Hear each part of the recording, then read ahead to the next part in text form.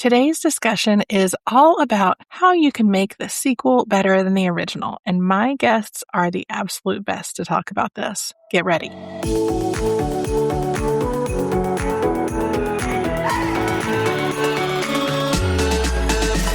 I'm Cameron. I spent years building my career and creating a life I loved. And when my Prince Charming finally showed up, he had 4 kids in tow. Fast forward through lots of mistakes made and lessons learned, stepfamily life was much more complicated than I realized. If you're looking for help with blended family life, you're in the right place. Welcome to the Stepmom Diaries, where we keep it real as we dish about all the things. This is your weekly dose of blended family inspiration and encouragement. You're not the wicked stepmother, so let me help you find your fairy tale ending. Come on, let's do this. Welcome. I am so excited about today's guests. I have been following them for a while from afar and love the work that they do and the things that they talk about. And I should note that they are both going to be featured speakers at this year's Stepmom Summit, and you can get on the wait list at thestepmomsummit.com. We'll put the link in the show notes. But today we are talking to José Rolón and Jaimie Kelton. José is a prominent New York City-based LGBTQ plus Latinx content creator, single dad, and premier wedding planner. He is best known for his inclusive event planning company, José Rolón Events, and you may also know him online from his hugely popular Instagram account, NYC Gay Dad. Jaimie Kelton is an award-winning actor, voiceover artist, podcast host, and author. She is the host of the award-winning podcast, The Queer Family Podcast, which is the show all about family, but with gay. And together with José, they co-host Love Take Two, which is a podcast celebrating life's second acts and proving the sequel can be even better than the original, which seemed very apropos to bring them on to have this conversation. So I hope you enjoy it. I sure did. Jaimie and José, welcome. I'm so excited to have y'all here. Thanks for having us. Yes, thank you. Absolutely. So I always love to ask my guests their origin stories. I have a lot of stepmom guests, but for my non-stepmom or step-parent guests, I like to know how they got here too. So Jaimie, José, tell me, how did you get to where you are? My wife and I, we live in New York City. We knew we wanted to have kids, and we always thought that I would be the one to carry the kids. This is a very LGBTQ parenting story, so forgive me, but I'm going to go straight into the queer family building thing because we call it our origin stories, and we talk to our kids about their origin stories because there's always some explaining to do. So we always knew we wanted kids. We kind of assumed that I would be the one to carry. And then right after we were married, my wife did a complete 180 and decided, you know what, I want to carry too. So she was older, so she went first. She did fertility to get pregnant, and after some IUIs and then an IVF that worked, our daughter was born. She's now 12. And then when it came time for me to do it, I thought I was going to get really quickly, easily, magically pregnant. Didn't happen so easily. It took me 3.5 years of unexplained infertility. And after many, many, many IUIs and some IVFs and all the things, I finally got pregnant with our son. He is now 8 years old. We live in New York City and we're a happy family. And because of my struggle with infertility, my podcast was born, the Queer Family Podcast, that highlights, celebrates, uplifts, and normalizes LGBTQ families and all of our fabulous identities. And I like to make that acronym sound fancy in French. I love it. And that's my origin story. I love it. And I want to talk a little bit more about the fertility stuff as we get going. But José, I'd love to hear your story. Yeah, I was married to my husband and we decided to grow a family. And we went through the surrogacy journey. And our son was born in 2013, just turned 13. And then, I don't know, we thought we were one and done and then decided, let's go for it again. And so this time we got pregnant with twins and more than you bargained for.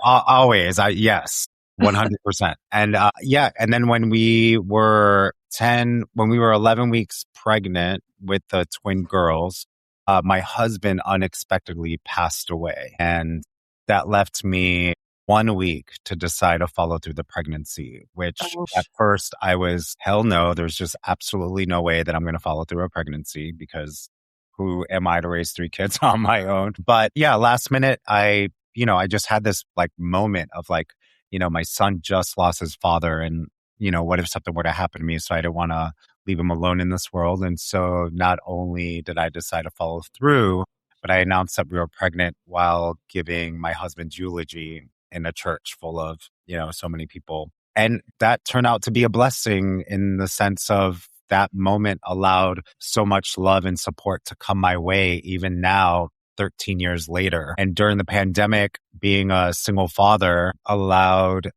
in the middle of all the craziness, we ended up just doing some crazy videos that went viral and other families found it relatable outside of the LGBTQ plus community, outside of the Latinx community. And it was at a time where Black Lives Matter was ramped up and the pandemic. And so I think the media was really desperate to hold on to some, uplifting stories. And so we catapulted in the spotlight, developed a family business, and we are just rocking and rolling as a unit. And 3.5 years ago, I met my current partner, who's very much the stepdad of the family. And that's been a really interesting journey. Yeah. Yeah. Tell me more about that. How has that been? Yeah, like he is really a wonderful human. He wasn't necessarily looking to have kids. He wasn't necessarily against kids. We just happened to, vibe and really get along. And I'm a package deal. And, it just turns out he's very easy. He's the opposite of me. And in terms of like, I'm always like all over the place and my schedule's super unpredictable, and he's a teacher. Everything needs order. And that actually brought a lot of stability to our family because, I always said I was going to be a family that was going to sit at the table. We were all going to have dinner together because I didn't grow up having any of that. And being a wedding planner by day and doing all the other stuff that I do, that wasn't happening. But with Thomas is his name, that's important, really important to him. So we actually have dinner at the table that I'm sitting at least 4 times a week, which is nice. And I love that. And he loves to cook. He loves to clean. And I love that for us. That is the best. The best combo. Yeah. I love it. Well, so y'all both have had kind of your own public space that you've been talking about your story. Tell me how you decided to, Jose, yours was during the pandemic and you started kind of sharing content online, but I'd love to hear from both of you, like how you started sharing publicly, why you decided to do that, and then how you guys kind of found each other in this new, it's not that new, but the podcast that y'all are doing together, because I think that that's an amazing offering into the world and into, families who want to feel more like they have a place, Mm-hmm. Totally. I can start it because I think I already kind of touched on it a little bit, but because of my infertility and how, I was feeling very lonely through it and getting sad as you do when you're going through infertility, I felt this yearning to hear stories like mine mirrored back to me. And I had just recently discovered podcasts. This was the same time that Jose's son was being born too. So this was around the same time. And I had just discovered podcasts and they were new. They were relatively new, but there was already a podcast about everything. So I was like, I'll go look for podcasts. I'm sure there's a podcast about lesbians trying to get pregnant. There has to be. And there wasn't. There wasn't anything even close to it. I found a lot of infertility podcasts, but they were all through a very heteronormative lens. Yeah. There weren't gay people on those podcasts. And if there was, it was like the one token lesbian family, amongst 50 other straight families. And it was always told through this heteronormative lens because the hosts were not queer. And so it didn't speak to me. I needed to hear a story of, I already have a kid. My wife gave birth. I'm a non-bio mom. And now I'm trying to get pregnant and my body's not working like my wife's body worked. Like there are so many little intricate things that are different for us. And I couldn't find it. And so it just kept nagging at me through my infertility. When I finally got pregnant, through my pregnancy, kept nagging like, somebody needs to create this. This podcast needs to exist. And then finally, when I was like 7 months pregnant, I realized, that's me. Yeah. I guess I should do that. And then I did. And I knew I had enough episodes to fill one season because all my gay mom friends were like, oh, hell yeah, I'll come tell my story.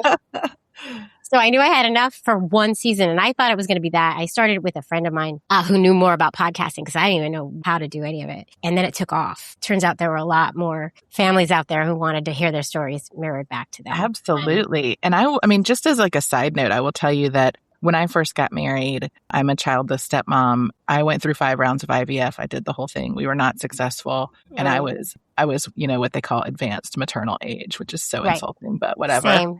Same. Yeah.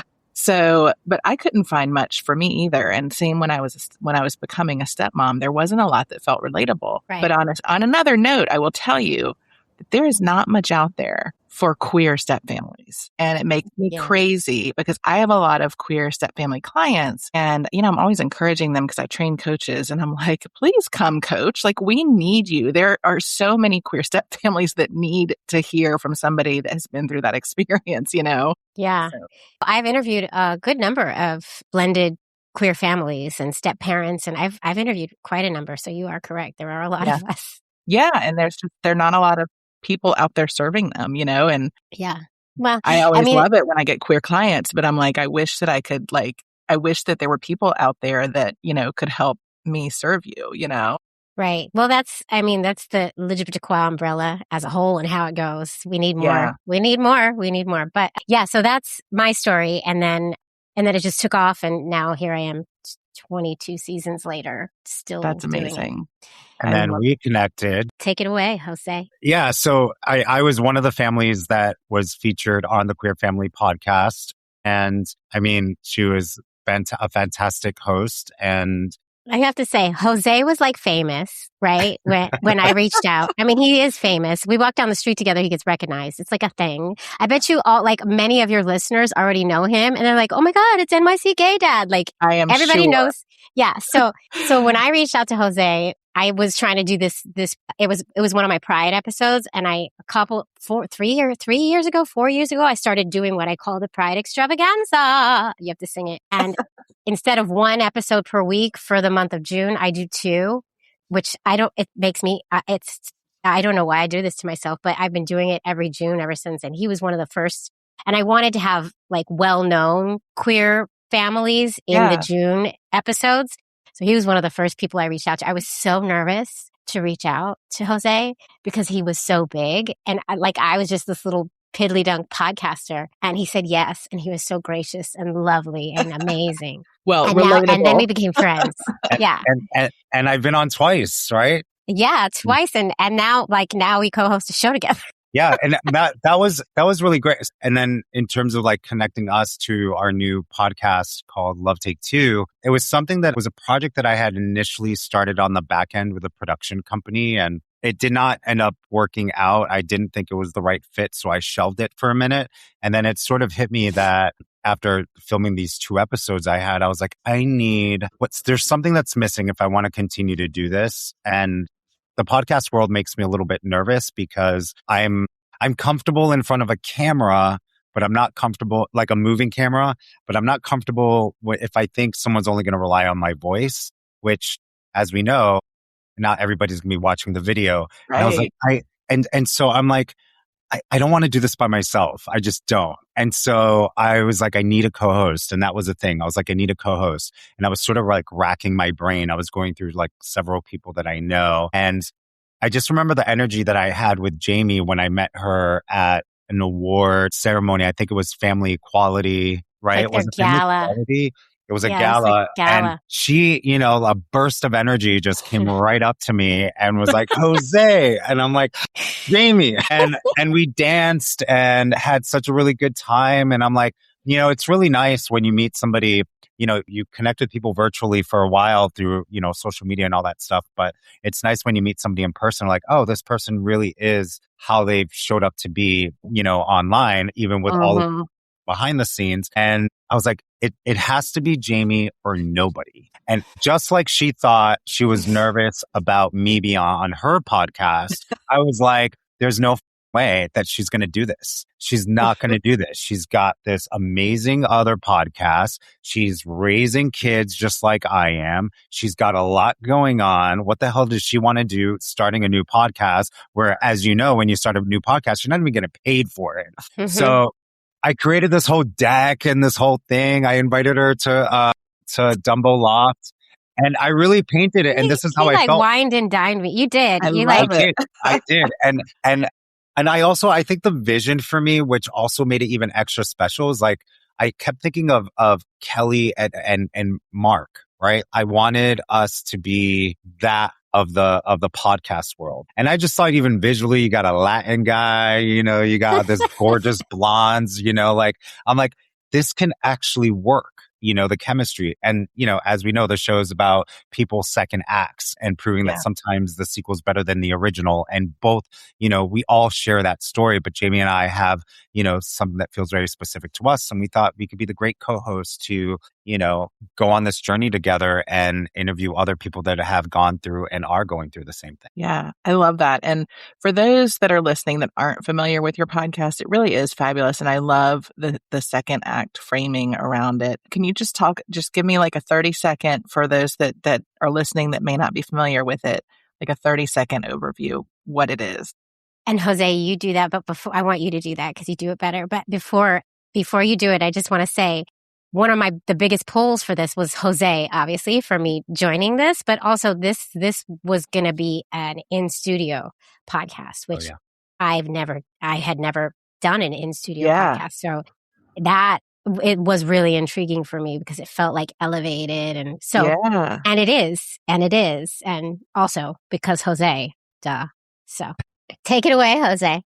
Yeah, well, I think when you guys started the podcast, it wasn't nearly as saturated as it is now, right? So it made sense that when you guys started it, that it would be virtual, and that's what everybody was doing. And I knew that if I was going to start a new podcast, it just had to be, it had to be a little, it just had to be different and polished because that's all the new podcasts that are coming out now. So how are we going to stand out above the rest if we're like nobody, right? So, I mean, I pretty much touched on it, but it is,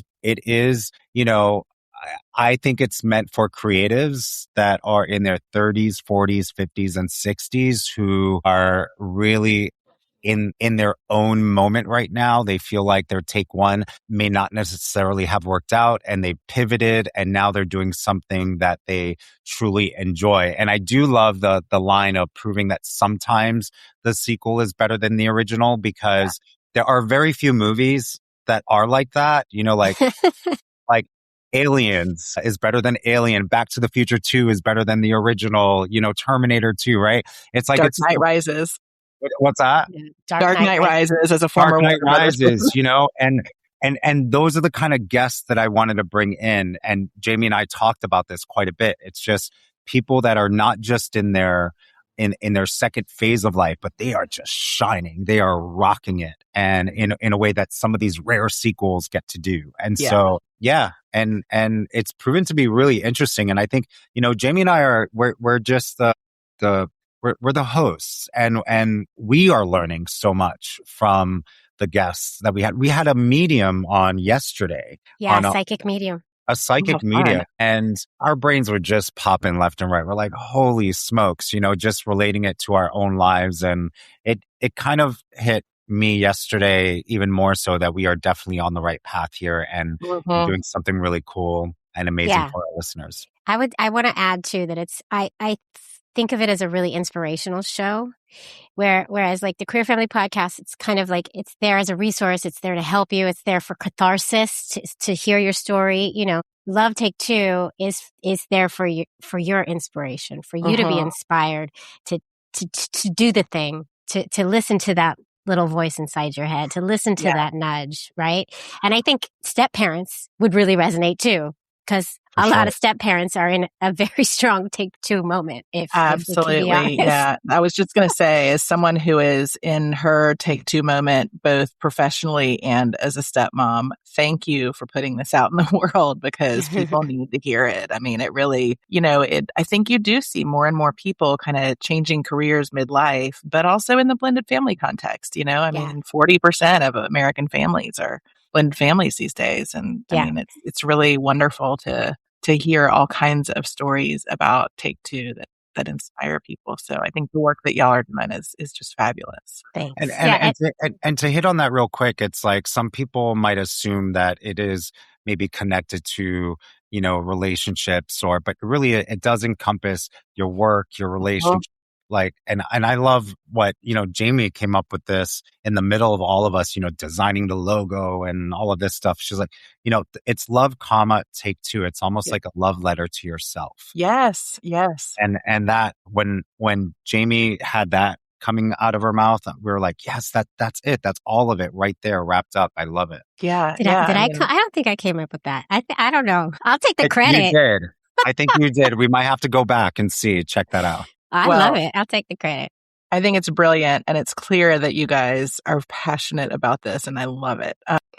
And we have fun too. Like, I don't want people to think also, like, the idea is we focus on we visit the take one, but I don't want it to be like, we didn't want it to be like other podcasts where we're staying in the, like, in the deep, we're dissecting. We want to let's celebrate and let's be in the take two. And yeah.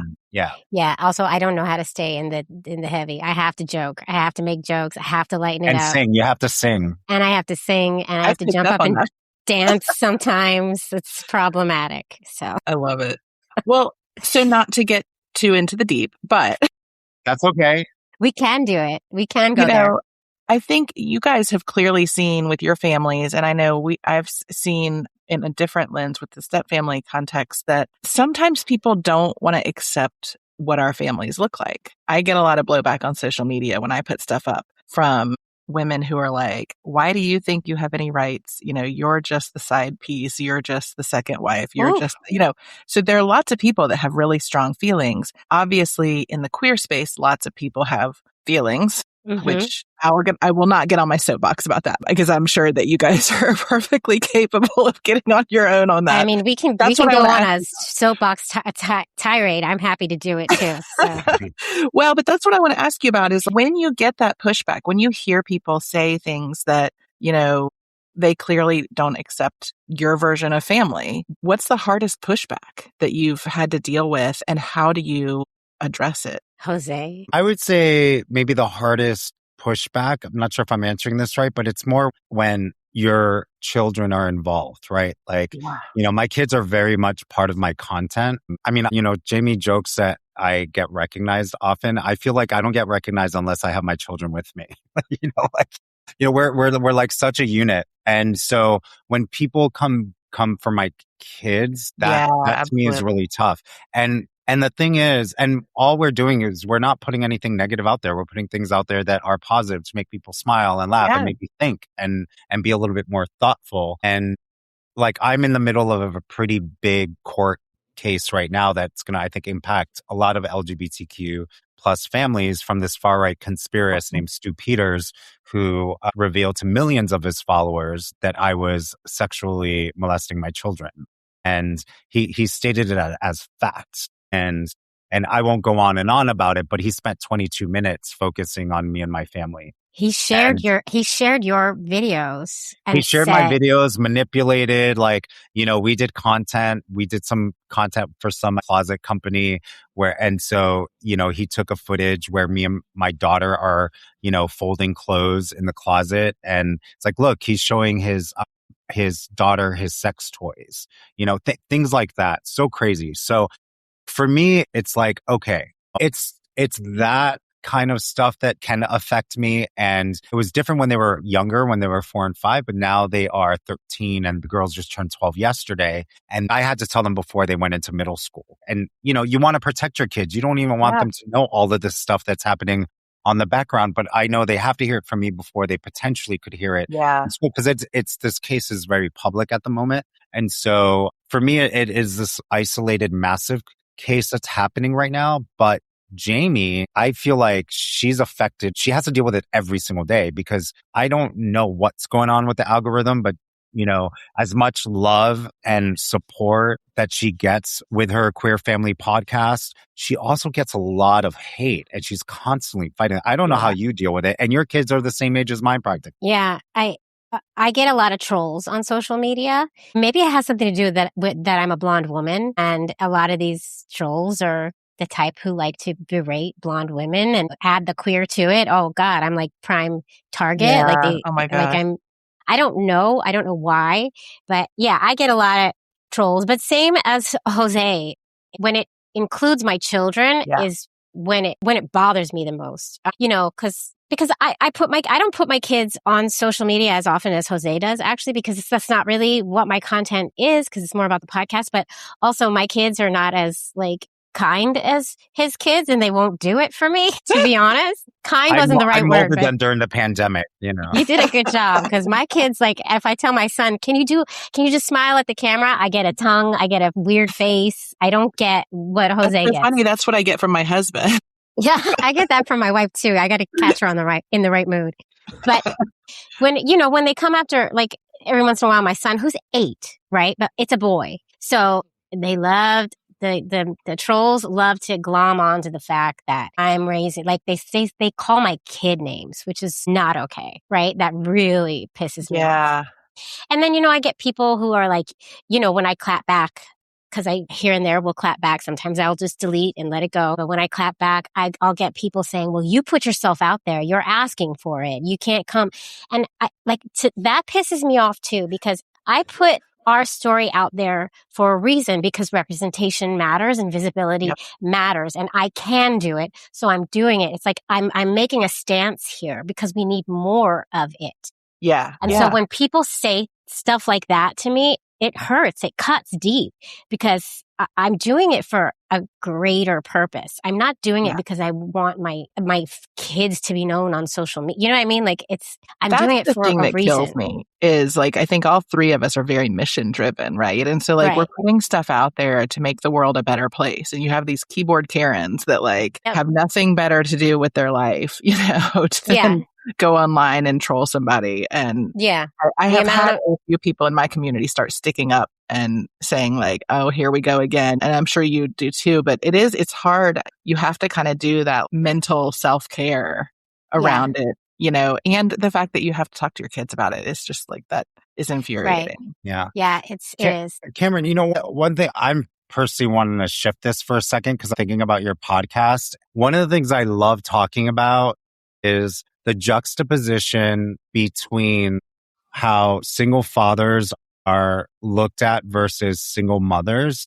And, it's if you're a single mother and if you don't put that diaper on the right way, you're still judged. Society tells you that you're supposed to do things a certain way. And if you're supposed to be able to do it maternally. Yeah. Yeah. And if I put on a diaper backwards and there's a little shit stain, I'm still applauded.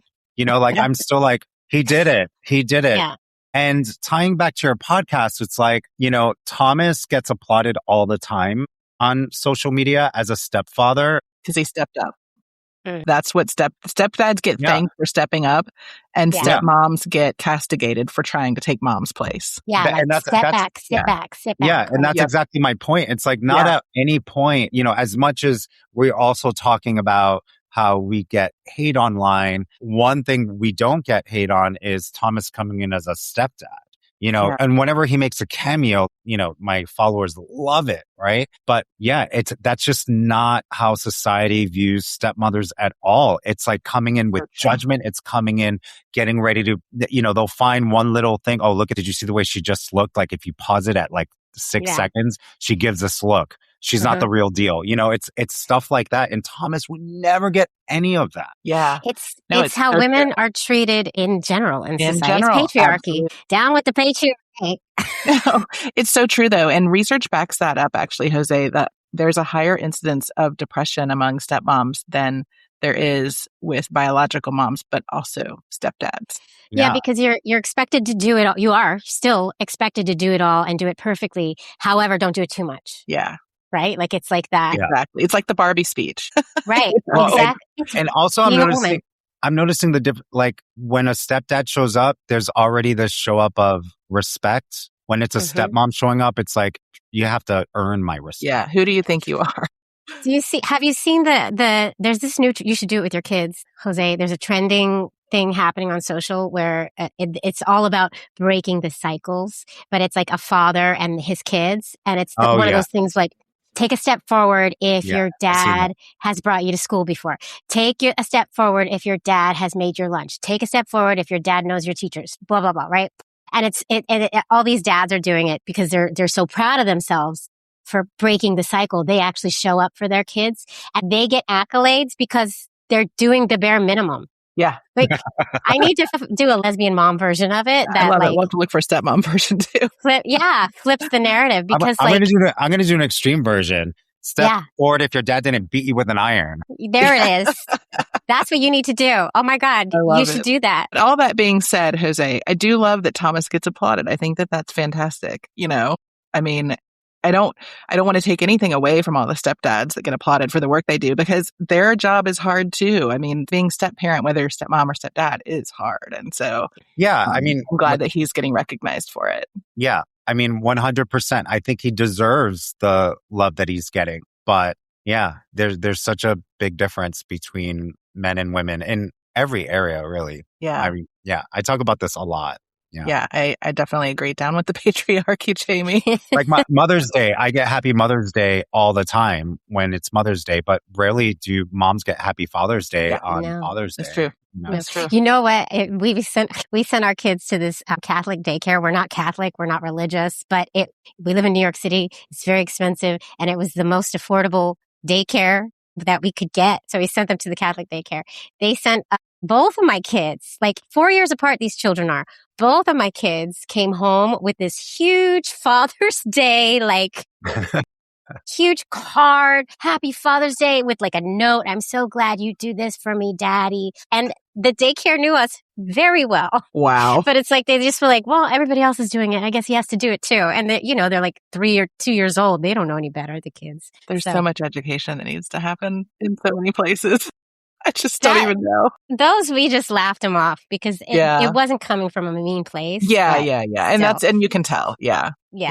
Well, so I feel like I really could continue this conversation forever, but I want to stop with, I would love to know from you guys, like, it's always been very important to me with my business and my mission to be an ally and to be supportive. And we have a lot of step family and stepmom listeners out there who also want to be allies. What's the best thing we can do to be allies? I mean, I would say show up for us outside of June. Yeah.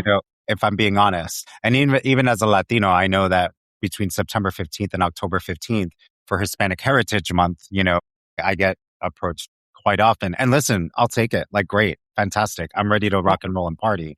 But, it would nice to be asked to do things in January and in February and in November. What about around the holidays? You know what I mean? Yeah.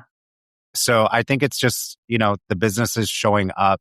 And look, it's a very tough time right now. Brands are freaked out right now, and I understand it. So I give some grace to that, actually, because at the end of the day, everybody's running a business, and some businesses have suffered greatly as a result of supporting our community. Even some have shut down. So I give some of it grace at the moment with the current administration, but hopefully in November when there's a shift, I really want these businesses to step back up and show us that they are here to support us 365 days out of the year. Yeah, absolutely. That is a whole different conversation, the politics of all this. I have so many feelings about it. Yeah. But yes, I love that point. Year-round support. I would also add yes to what Jose said. And I would add, like, from a parenting perspective, because I talk about this on my show quite a lot, teach your children about all types of families. Don't just assume they're going to find it out in the world.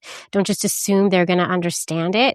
We have to teach our kids about different types of families. We have to, because they have a different type of family, and we have to explain their origin story. We have to explain to them where they came from so they never have any weird shock of who they are. And we want them to be super proud in who they are. But it's not fair that our kids would be the ones that would have to teach your children about other types of families. Like, it starts in the home. There are so many books absolutely you can get for your kids that explain all kinds of families in a really easy to digest, age appropriate way. It doesn't have to be, it doesn't have to be a sex conversation. It doesn't have to be deep. It's just add it to your conversation that families come in different ways, like blended families as well, right? That goes with that. But like, teach your children and make it a part of your home conversation. Like, use words like lesbian lightly and kindly. Use words like gay, like it's just another normal word in the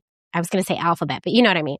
Like, talk about trans people in an uplifting light. Like, just get your children comfortable talking about these subjects that are sometimes placed under this taboo category in a non-taboo way, because it's not. We're just as boring as everybody else. Like, really, let's be real. And then I would also say, just because I get a lot of trolls and I'm constantly fighting the trolls, feel free to come and speak for me sometimes and help me out. Like, stand up for us here and there. I love that. We'll take it.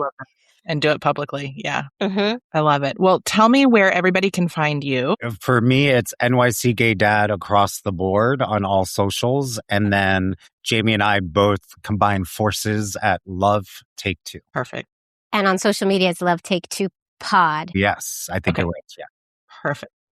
And then Jaimie, yours is? I am at the Queer Family Podcast on all social media platforms. Very long name. I wouldn't do that again. I wouldn't recommend that, but the Queer Family Podcast everywhere. And then I'm thequeerfamilypodcast.com if you want to check the website out. And we will link to everything in the show notes. I still feel like there's so much more to talk about, so I would love to have you guys back at some point. But thank you so, so much for being here and for chatting about this. And I love your mission. I love what you do. And this has just been such a delight to have the conversation. So thank you. Yeah, thanks for having us. If this episode spoke to you or touched your heart, would you do me a favor? Take 10 seconds to go and follow the show, leave us a 5-star review, and share this episode with another stepmom who might need to hear it. Your support is going to help grow our blended family community, and you never know whose life you might change.